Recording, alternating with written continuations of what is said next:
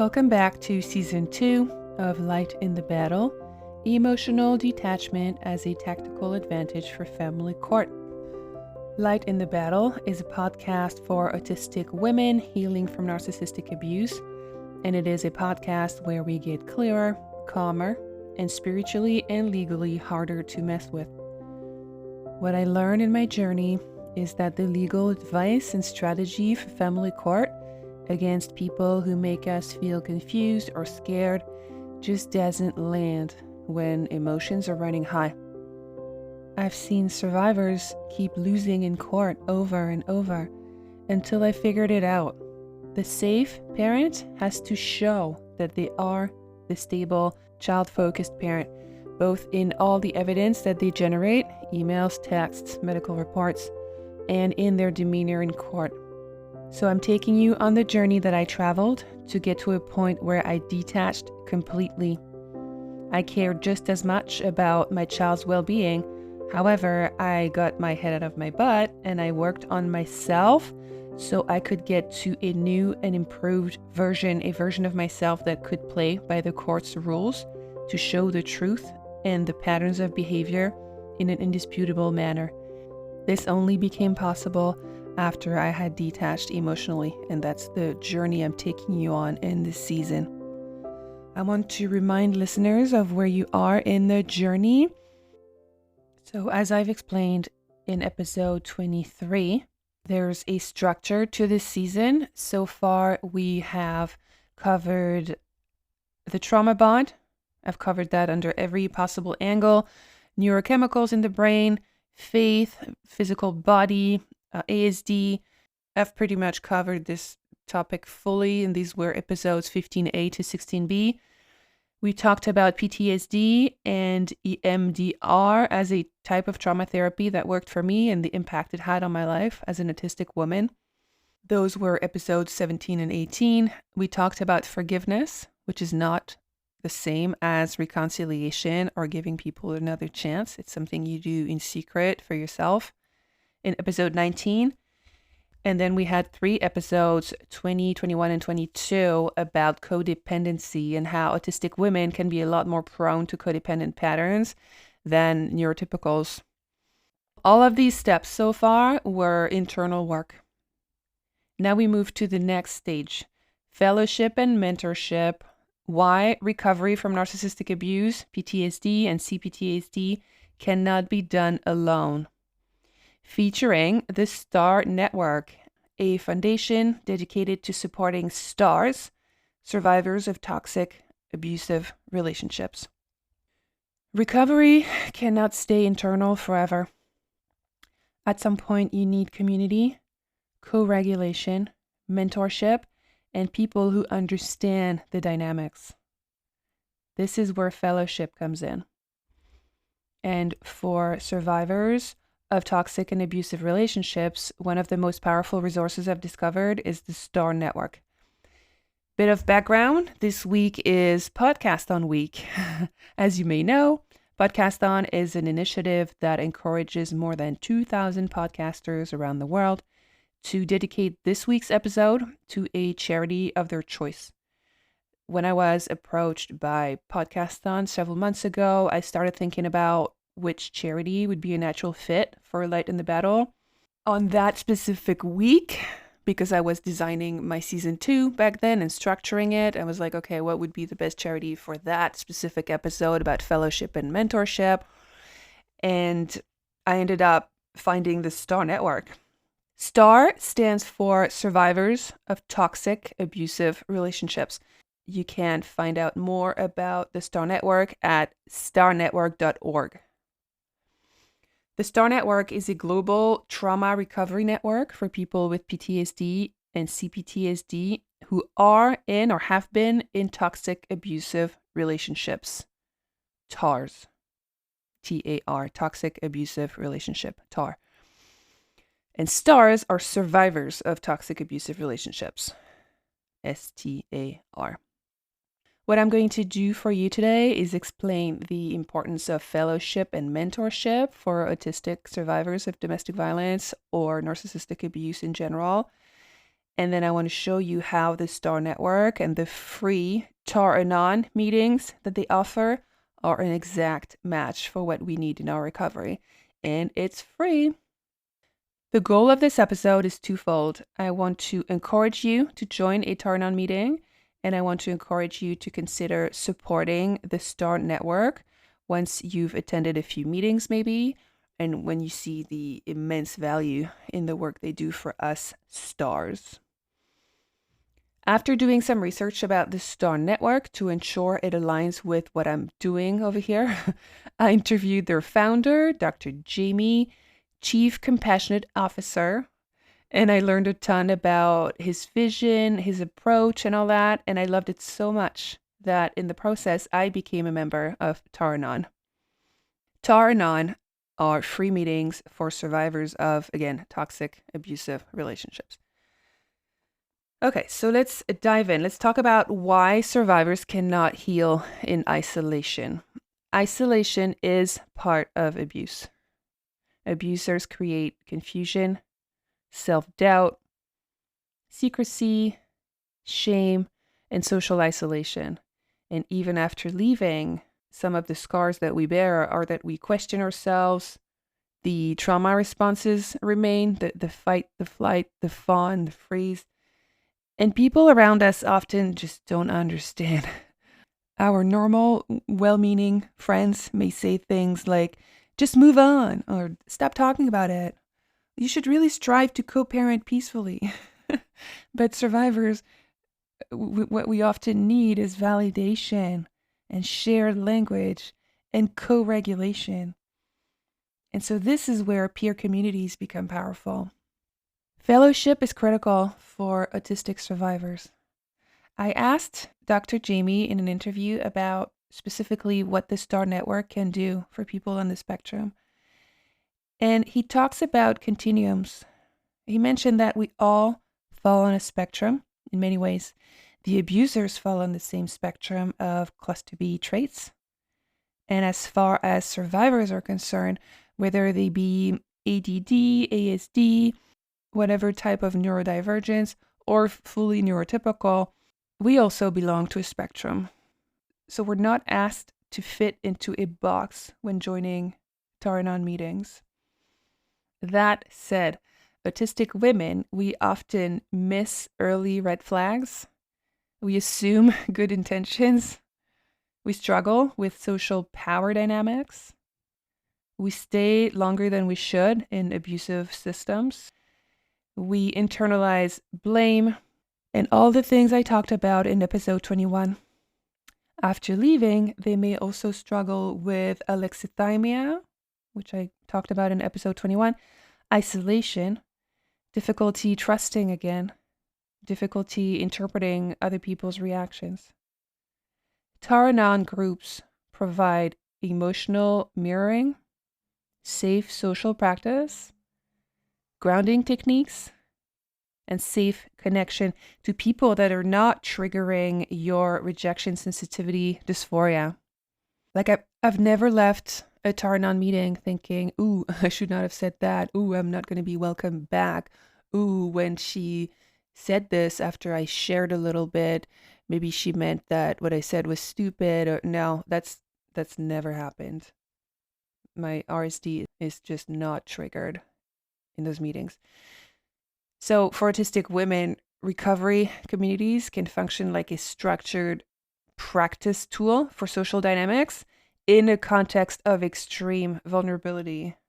Still on the topic of ASD, Dr. Jamie informed me that development aspects of CPTSD can compound with ASD. The CPTSD can alter the development of the neurological systems. And while we're not trying to cure autism, the impact of CPTSD on the development of the neurological systems can be rectified by the neuroplasticity as we handle our trauma. That way, we don't deal with autism symptoms that are magnified by CPTSD. We can just be autistic.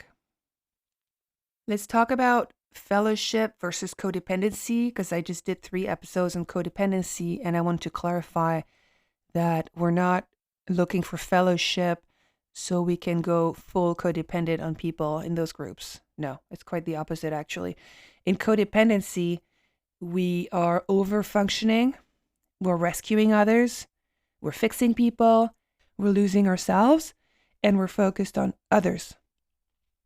In fellowship, there's mutual support, there's strong boundaries, there's accountability, and the focus is on yourself. So it's quite the opposite of codependency. You're encouraged to detach, to regulate emotionally, and to take responsibility for your decisions. So you're breaking codependency instead of reinforcing it. You're not coming to a Anon meeting, for example, to use people as a crutch and connect with them in unhealthy ways at all. You're not allowed to try and fix others. You have a limited time to share. You're not supposed to be commenting on what others have said. You're not here to give. You're here to receive. It's very uncomfortable for codependents, and it's very healing for recovering codependence. You cannot go all savior in those meetings. You're forced to just receive and focus on yourself. Okay, now let's talk about mentorship. Mentors are typically people that have been through it, are way ahead of you in the recovery journey, and can offer perspective, lived experience, encouragement, and accountability. They'll shorten the recovery path. Just like you could have a mentor in business, you could have a mentor in how you raise your kids, in whatever. Your mentor is someone you're going to pick because you see that they are ahead of you on the journey that you want to embark on. And so instead of doing it on your own through trial and error and repeating the unhealthy patterns because you're flying blind, you get that guidance, you get those boundaries, that structure, that emotional stability, and a grounded perspective that you don't have. So mentorship is also critical in recovery from narcissistic abuse, fellowship and mentorship. Now let's talk specifically about the STAR network. I just laid the foundation, talked about why fellowship's a good idea, why mentorship's a good idea, why it's the opposite of codependency. Now I want to talk about the STAR network specifically. In the context of Podcasthon, I'm here to tell the world about this wonderful charity. So the timing was perfect to promote the STAR network since we're talking about fellowship and mentorship at this point of season 2. It's a foundation dedicated to supporting STARs. STARs are survivors of toxic abusive relationships.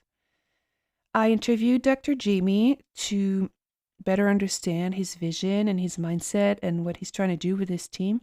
And most of what will follow in this episode, starting from here, is stuff that I gathered from talking to him or that I gathered from myself being now a member of Anon. Their vision for their mission at the STAR Network is huge. They see narcissistic abuse as, quote, the worst public health disaster of this century, end quote. The STAR Network movement is vital to support and impact the world through a bunch of initiatives. So they'll go from prevention of dysfunction all the way to healing people that have been through dysfunction. So prevention is something like the North Star program, where they help parents not to create attachment disorders in their kids. They help people like you and me that are kind of in the middle of the range in terms of dealing with dysfunction and attachment disorders. And then they go all the way, they go to prisons to help people that have engaged in reactive abuse and ended up in prison and help them heal from what was done to them. So they cover a huge spectrum. They pretty much cover all the bases when it comes to attachment disorders, surviving toxic relationships, preventing toxic relationships. The whole spectrum is covered via their initiatives. In this episode, obviously, I'm going to focus on what matters to my audience, but I want you to understand it's much bigger than what I'm going to be talking about today. So when I say it's bigger, it's workplace initiatives, because, we've all heard of the toxic boss or the toxic HR person or the toxic employee who wants your head on a stick and is trying to get you fired. It's initiatives to help break parenting cycles. The list goes on. They're in it to change the world. The vision that Dr. Jamie shared is that we have to come together as a world to get rid of this for our kids and their kids. We're seeing today, and we've seen for centuries, government leaders and autocrats without self-awareness and the impact that has on thousands, if not millions of people that suffer from their decisions. And there's a common root cause that the STAR network strives to address. It's all these personality disorders and this lack of awareness and this lack of accountability. And Dr. Jamie actually suggests that 1 out of 8 people worldwide have a personality disorder. So you see how the movement is vital to support and impact the world, because 1 out of 8 people are causing a lot of damage around them on a scale that can go from abusing your wife and kids all the way to being a very toxic leader of a Fortune 500 company and hurting thousands of people. They have a great Facebook page where they regularly post comic strips that depict what we've been through when undergoing abuse and how we can move forward. You'll find them at facebook.com/starnetwork.org. That's facebook.com/starnetwork.org. You can also follow Dr. Jamie on Instagram at drjamie.star. That's DRJAMIE.star, STAR.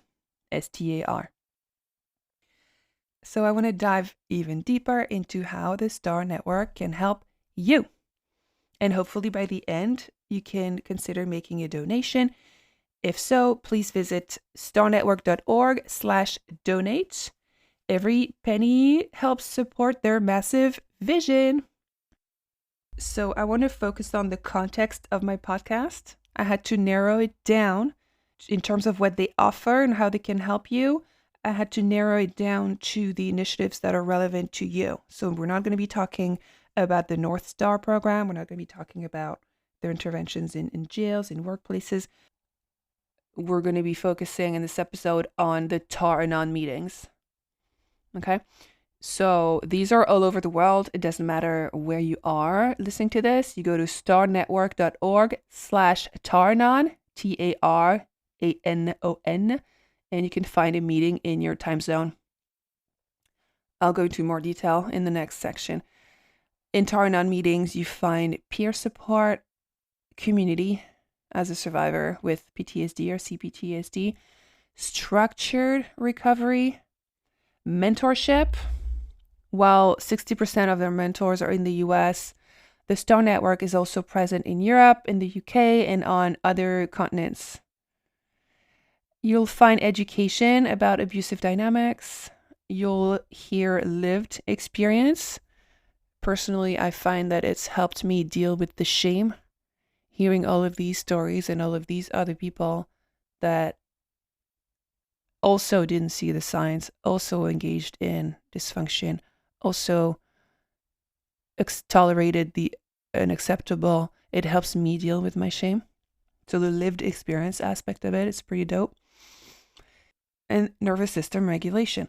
The impact of the nervous system regulation exercises that we do is multiplied by the fact that you're doing it as a group.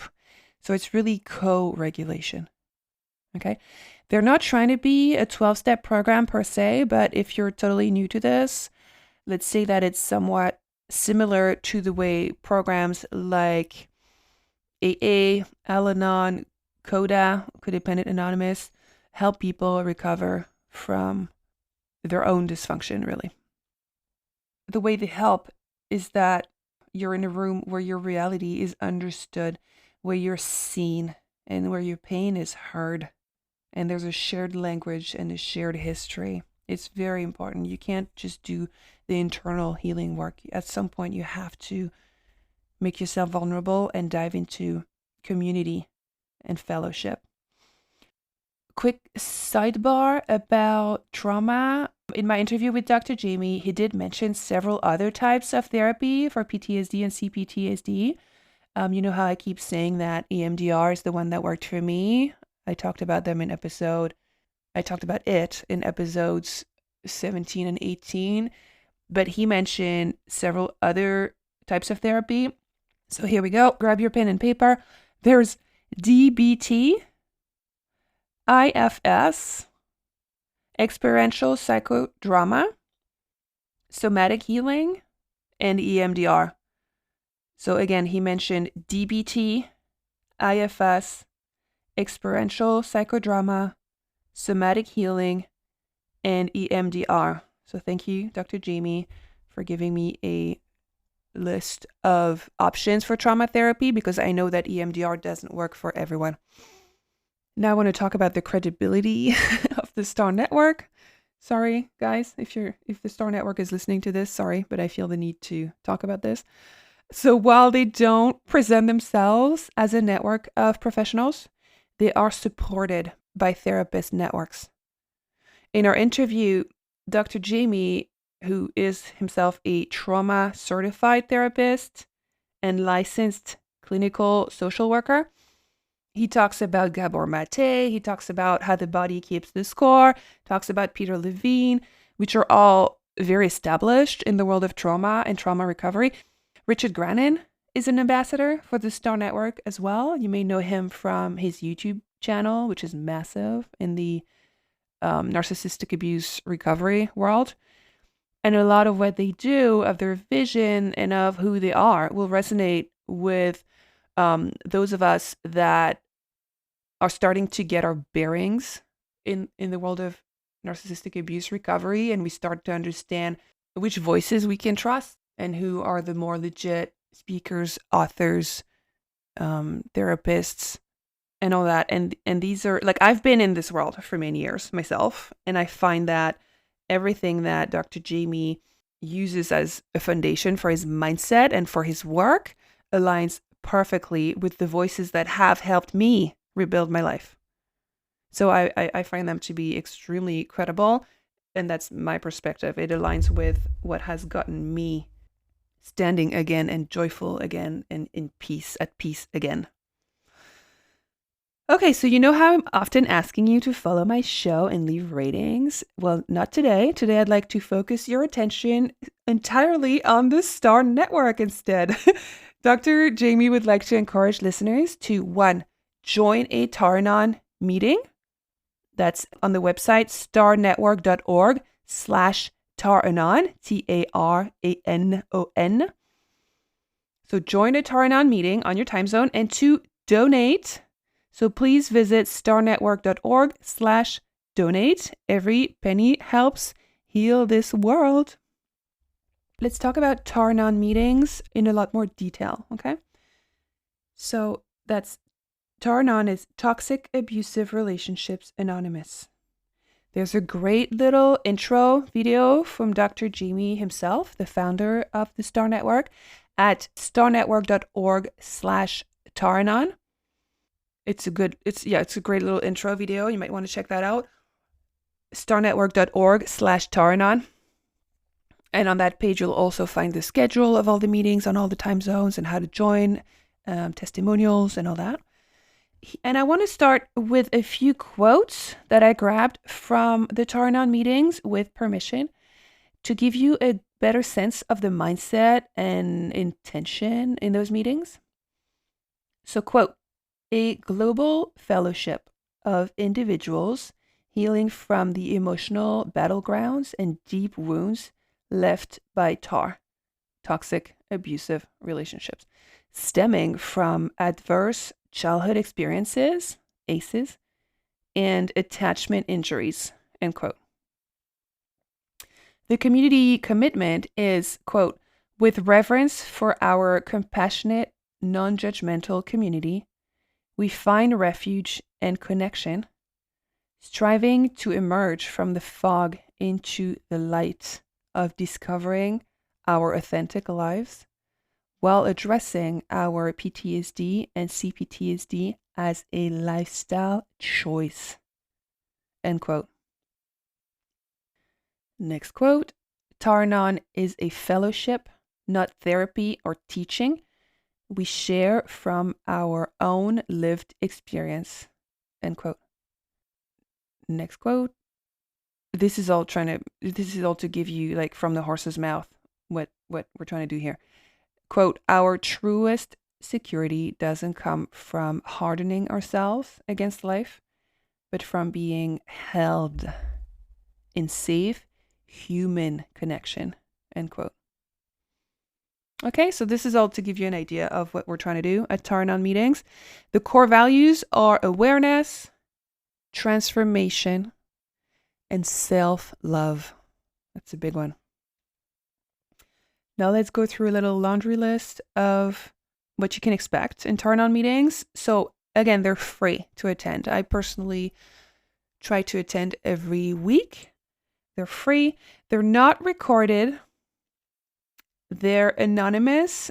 So I personally show up under my stage name, Festina. My camera is off. Nobody's ever asked me any questions. And it's neuro safe. So everything in the meeting is designed to ensure that you're not triggered in any way.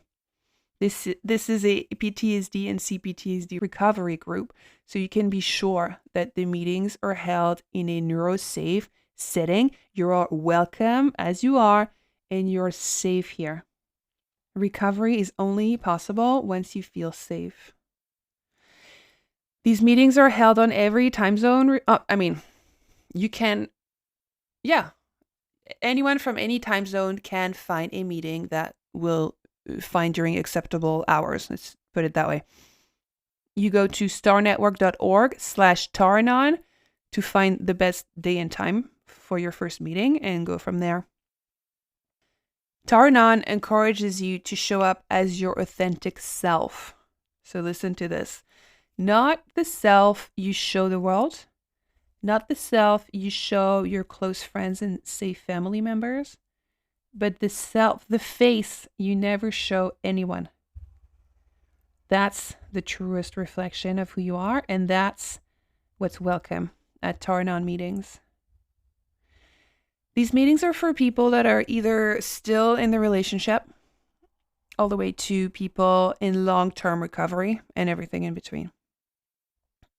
And in terms of the type of relationship, of abusive relationship you can be in. So we're talking about people in IPV situations, as well as very toxic friendships, toxic relationship with a neighbor, toxic workplaces, toxic parents, toxic kids, you name it. If you're dealing with toxicity and abuse, you're welcome at Anon meetings.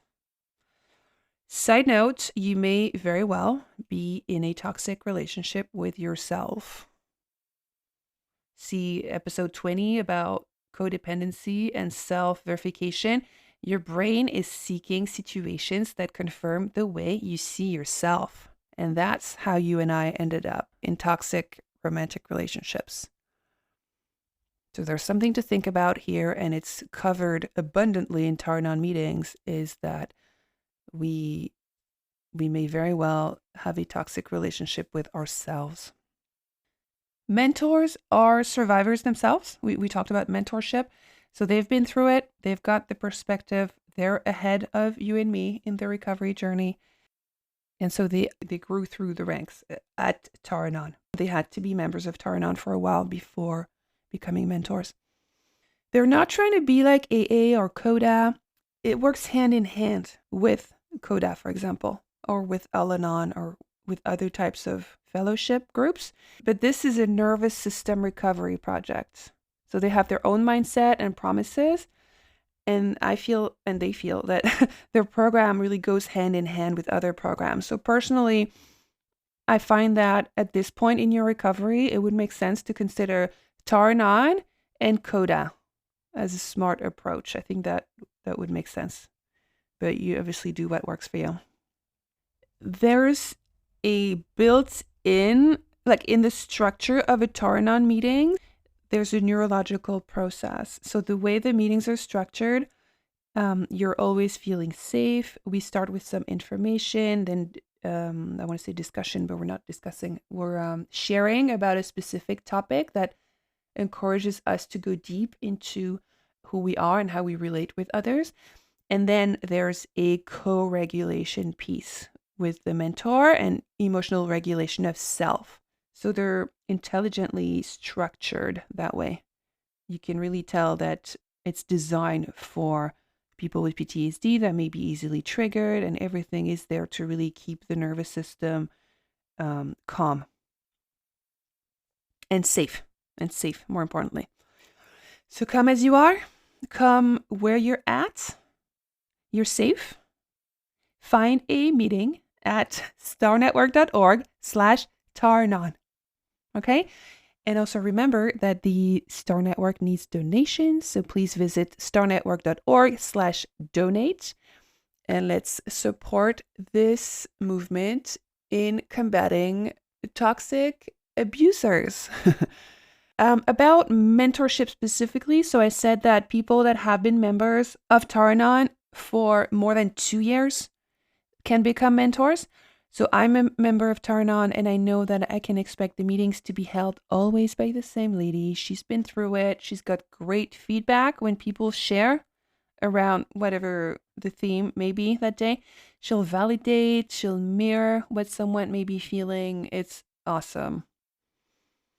And from what I understand, once you've attended several Taranon meetings, you can start asking the group leader, how to go about connecting with a mentor on your time zone. So it's pretty awesome. So again, the goal for this episode is to encourage you to join a Taranon meeting. So remember, you can have your camera off, you can use a nickname, you can just, your mic's going to be off. You just listen first. Maybe you don't even want to talk. You see if that resonates with you. Come back a week later, listen in some more, and then maybe you get to a point where you're comfortable sharing when it's time to share. No pressure. Like, do it at your own pace because recovery takes time. So do this at your own pace. Join once, twice, 3 times, 4 times.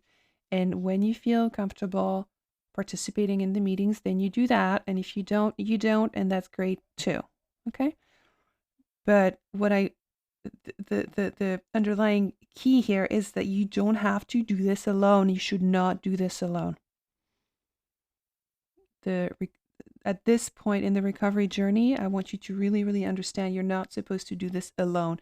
You've worked on your trauma bond. You've worked maybe in trauma therapy. You've thought about forgiveness, your codependency. All of that was about you. And it's crucial and it's pivotal and it's the foundation for this episode today. Now, I want you to come out of your comfort zone and try to let other human safe connections carry you through your recovery. In Taranon meetings, you are encouraged to forgive yourself first. If you can forgive the abuser, great, to get to a point of indifference where you no longer give out energy. Something I talked about in episode 19 where I said, that's your revenge right there. Then that's great. But you start with forgiveness of self. The trauma was not our fault. The way we were raised, what we learned, the fact that we ended up picking toxic people, that was not our fault. However, self-compassion is something that you choose to start working on. This is where you become active. You stop being passive and having gone through and been subjected to stuff in your childhood and adult life so far. And today, by taking responsibility, by taking accountability, and deciding to start working on your self-compassion, this is where you become an active player. You take an active role in your life, really. Healing is really our responsibility. We stop blaming others and we start reparenting ourselves. And that is a pivotal part of the journey, is when we become active. We start shifting out of the victim mindset, the passive. We were an object, now we're a subject. Now we are active. And we can then naturally transition into gratitude, a huge topic that I'm going to be talking about next week. You can't get into gratitude if you're still in survival mode. If you're in survival mode and you're a victim and all of these things are happening to you and you don't believe you have any power over your life, there's no way you can start feeling any gratitude. So you need to start moving out of that mindset. You need to start being an active player in your recovery and realize how much power you do have over your life and the decisions that you make. And it starts with loving yourself. So before I go deeper into the transition out of the victim mindset, you know how I'm always asking you to follow my show and leave a 5-star rating. This time, again, I'd like to focus your attention exclusively on maybe donating to the Star Network at starnetwork.org/donate and to attend a Anon meeting and see how that can help you. So, okay, at this point, I want to talk about the transition out of the victim mindset a little deeper, because that's how we're going to make our way to gratitude next week. I asked Dr. Jamie to share his thoughts about shifting out of the victim mindset. You know me, you know I like to push you out of your comfort zone, and I say a lot of things that you may not yet be ready for. And here I am talking to someone who's an expert in the field. So of course I was going to pick his brain. And of course I'm going to keep pushing you out of your comfort zone. Let's go. So he says that when they started Anon, they decided to change the name and they became STARS. They added the S because they felt that it's important to reflect that we're moving from victim to survivors. And if you come into a meeting, you're in that 1% of awareness that you're a survivor, that you can overcome this, that you're no longer a passive victim. It's a transformation to self-love, whether that's with Coda, Anon, Jesus, whatever. We're taking our lives back. Because as a child, you could not be authentic. Gabor Mate talks about this. He says you had to be in a role. You had to survive. You had to do whatever you needed to do to survive. You had no control. But now as adults, we can unlearn those unhealthy survival mechanisms, and we can take that power back and we can decide to reparent ourselves to be authentic, unlike the child, the inner child. And that's to echo what I was saying earlier, the face that is welcome at Anon. It's not the face you show the world. It's not the face you show your friends. It's the face that you don't show anyone. It's that authentic you. That's what we're working on here. The goal should be for us to reclaim our authentic selves. Find that authentic self that's been buried under years and years of dysfunction in childhood, in adulthood. Find that authentic self.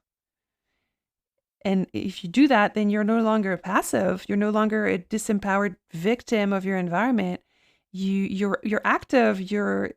It's worthy of respect what you're doing here, because you're going to start taking accountability. And like abusers who have no accountability, side note, you're going to start making decisions for your life. So you're going no contact or modified contact. You're dealing with the flying monkeys. You're cutting all the unsafe relationships. You're getting rid of everything that ties you to the toxic individual, except your kids.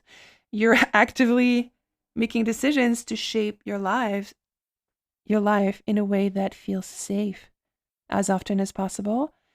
And you're listening to your body, which is a core tenet of CPTSD and PTSD recovery. All of these are decisions you make proactively. So when you're at that point in recovery, you're no longer a victim. If you've worked on your codependency, you understand that your wiring played a part in the dysfunctional dynamic. If you join Anon and seek fellowship, you're actively reclaiming your power and rebuilding your life, and you're accountable. You're no longer whining to anyone who will listen and pushing people away, because who wants to be friends with that? You can start building healthy, non-codependent new friendships. You can start being a lot more joyful and at peace with yourself and with the world. So this right here is where I'd like to start to tie it all together. As you can see, you forgive the other. That was my suggestion in episode 19. You forgive yourself. It's what you'll be working on at Taranon. You engage in healthy dynamics. You join a fellowship and you start holding your head high, because today is the first day of the rest of your life. You can make it whatever you want it to be. And you can't do that if you still feel that you're a victim. In the next episode, we'll talk about gratitude and how that is the next step towards emotional detachment after narcissistic abuse. You cannot reach gratitude while you're still in survival mode. And you cannot reach gratitude if you still see yourself as a victim. So own that shit. Own all of it. And forgive yourself. And that's what you do at Taranon. After gratitude, we'll touch on surrendering grief to end season 2.